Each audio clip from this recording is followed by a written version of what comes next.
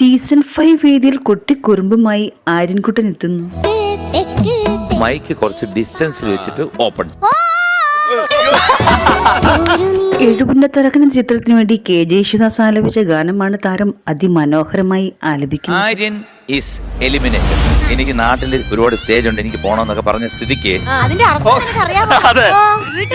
നിക്കണോ വേണ്ടേ? തുടർന്നും രസകരമായ നിമിഷങ്ങളാണ് വേദിയിൽ അരങ്ങേറുന്നത്.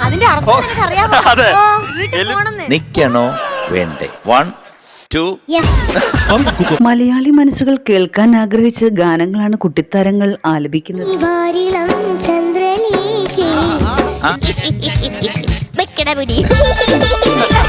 ഇത് എന്നെ തോപ്പിക്കുമല്ലോ. ടോപ്പ് സിംഗർ വേദിയെ മനോഹരമാക്കാൻ കുട്ടിക്കുറുമ്പി എത്തിയിട്ടുണ്ട്.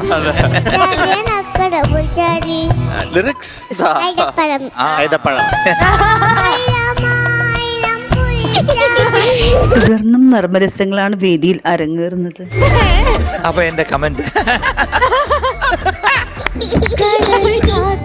വേദിയിൽ ഇന്നലെ അരങ്ങേറിയ പ്രകടനങ്ങളുടെ മാർക്കറിയാം.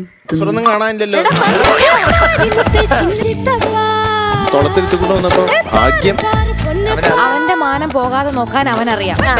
നിങ്ങൾ നിങ്ങളുടെ മാനം പോകാതെ റൺവി എന്ന ചിത്രത്തിലെ ഗാനം അതിമനോഹരമായി ആലപിച്ച ധ്യാന് 98 മാർക്കാണ് ലഭിച്ചത്. എത്ര ഏകദേശം ഞാൻ നിന്റെ ഈ കളസത്തെ പറ്റി കേട്ടുകൊണ്ടിരിക്കുന്നു. ജലദോഷം വന്നിട്ട് പാട്ട് പാടിയിട്ടുണ്ട് ഒരുപാട്. വേദി വിസ്മയിപ്പിക്കുന്ന പ്രകടനമാണ് ഋതുവീണ കാഴ്ചവെച്ചത്. ആരാണെങ്കിലും ഇരുന്നിട്ട് അങ്ങ് എണി ഒന്ന് മുണ്ടുകുത്തി ഡാൻസ് ചെയ്യാം. വേദിയിൽ മനോഹര പ്രകടനം കാഴ്ചവെച്ച ഋതുവീണയ്ക്ക് 100 മാർക്കും ലഭിച്ചു.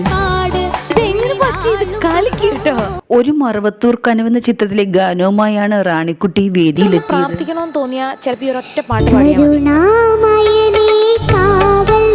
ഇവിടെ മുഴുവൻ ഒരു ഡിവൈൻ ഫീൽ മോള് കൊണ്ട് മനോഹര പ്രകടനം കാഴ്ചവെച്ച താരത്തിന് ഗോൾഡൻ സ്റ്റാർ ആണ് ലഭിച്ചത്.